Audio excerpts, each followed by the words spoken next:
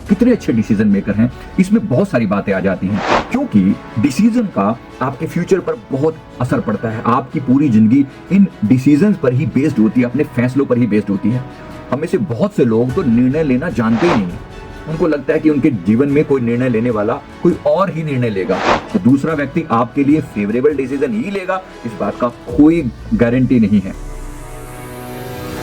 नमस्कार, self awakening mission से संजीव मलिक। दोस्तों, आज का हमारा ये वीडियो डिसीजन लेने के बारे में है।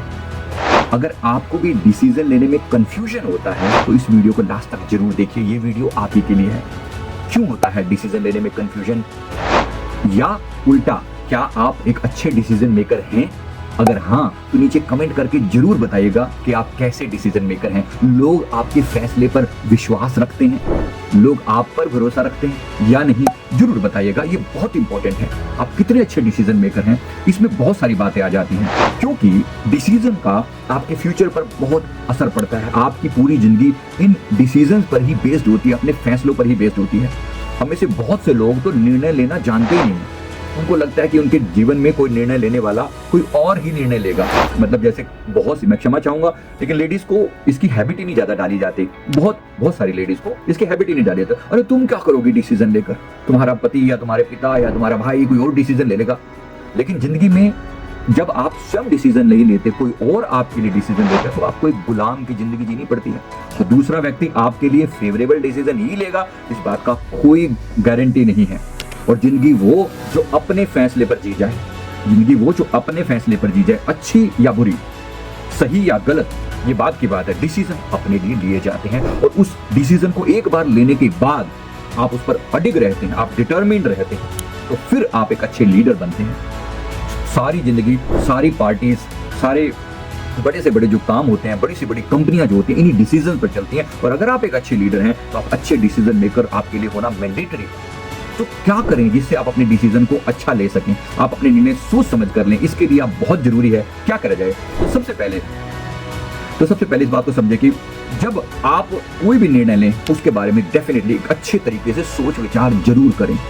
आज आपको कुछ 2-3-4 बातें मैं बताने जा रहा हूं जिससे आप लाइफ में अच्छे डिसीजन लेने में सफल हो पाएंगे। आपको पता होना चाहिए कि हमारे शरीर में डिसीजन मेकिंग के जो पॉइंट हैं, हमारा जो मणिपुर चक्र है, ये डिसीजन मेकिंग में आपकी बड़ी हेल्प करता है। हृदय चक्र डिसीजन मेकिंग में हेल्प करता है। और तीसरा जो है वो थॉट चक्र। डिसीजन बैलेंस्ड डिसीजन हो, इसको समझना जरूरी है।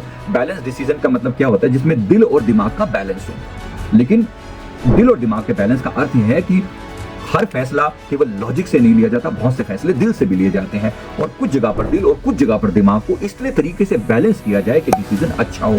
एक बेहतरीन चीज है और बहुत जरूरी है। जो मैंने बताया आपको ये तीनों चक्रों के बारे में, इसमें जब आप अपने मणिपुर चक्र पर काम करते हैं तो आपका मणिपुर चक्र जब एक्टिवेट होने लगता है, थोड़ा सा भी अगर आप अपने मणिपुर चक्र पर काम करें तो आपकी डिसीजन मेकिंग पावर अच्छी होने लगती है। जब आपकी डिसीजन मेकिंग पावर अच्छी होती है तो आप जो डिसीजन लेते हैं वो डिसीजन भी अच्छे होते हैं और आप उन पर डिटरमिन्ड होकर चलते भी हैं।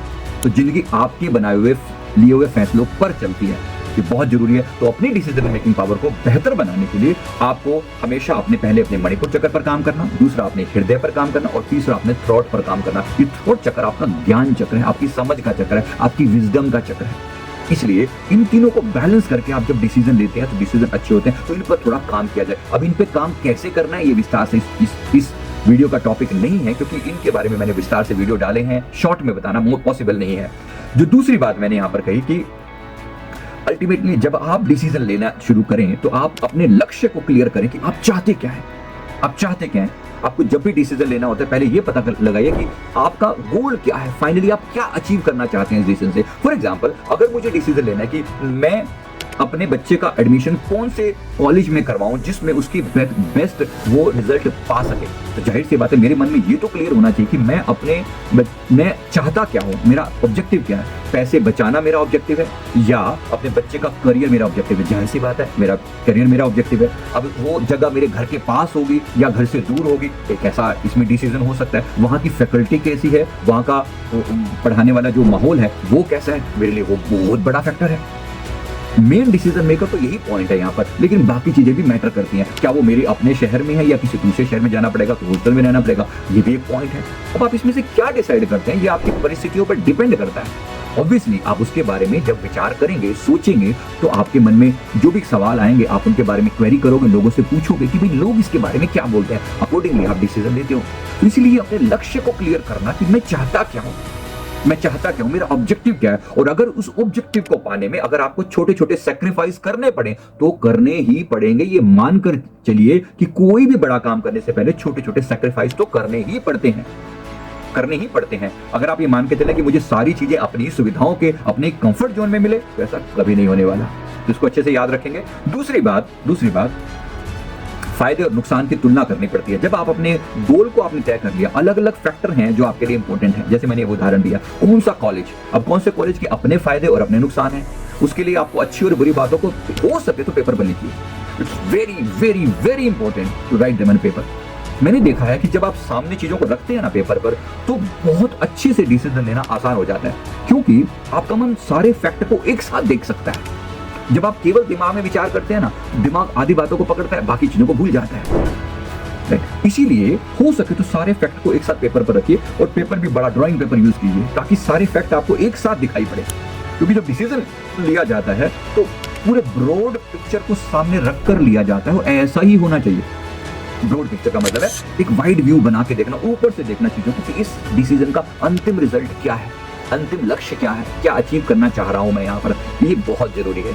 इसलिए आपको सही समझ में आएगा कि जो लक्ष्य आपने तय किया है वो आपके लिए कितना आपके फेवर में है। तो इसीलिए जब आप अपने किसी भी निर्णय के प्रोज और कॉन्स, अच्छाई और बुराई, फायदा और नुकसान एक पेपर पर लिख लेंगे, तो आपके माइंड में निर्णय की जो प्रक्रिया है वो बिल्कुल क्लियर हो जाएगी, राइट। और डेफिनेटली जब भी डिसीजन लें उससे पहले आप माता सरस्वती को जरूर याद करें कि माता इस डिसीजन को लेने में मेरी मदद कीजिए। ओम ऐं ह्रीं क्लीं महासरस्वत्यै नमः। ओम ऐं ह्रीं क्लीं महासरस्वत्यै नमः। हे माता, ऐसे करके प्रार्थना कीजिए कि मुझे इस डिसीजन को लेने में मदद कीजिए कि मैं एक बैलेंस डिसीजन ले पाऊं। या माँ की प्रार्थना करें, या आप अपने इष्ट गुरु भगवान से प्रार्थना करें कि आप मुझे डिसीजन लेने में मदद करें, क्योंकि मैं हो सकता है जिंदगी के सारे पर्सपेक्टिव ना देख पाऊं, लेकिन आप तो सब जानते हो ना। तो परमात्मा से जो वो डिवाइन कनेक्शन है वो जब हमारे भीतर उतर आता है तो डिसीजन बिल्कुल सही होते हैं, अच्छे होते हैं। और ऐसे डिसीजन के द्वारा जब हमारा जीवन निर्धारित होता है तो जीवन में सफलता भी डेफिनेटली मिलती है। मैं उम्मीद करता हूँ आपको मेरी बात समझ में आ गई होगी। वीडियो अच्छा लगे तो लाइक करें, कमेंट करें, चैनल को जरूर सब्सक्राइब कर लें। Thank you very much. Thank you.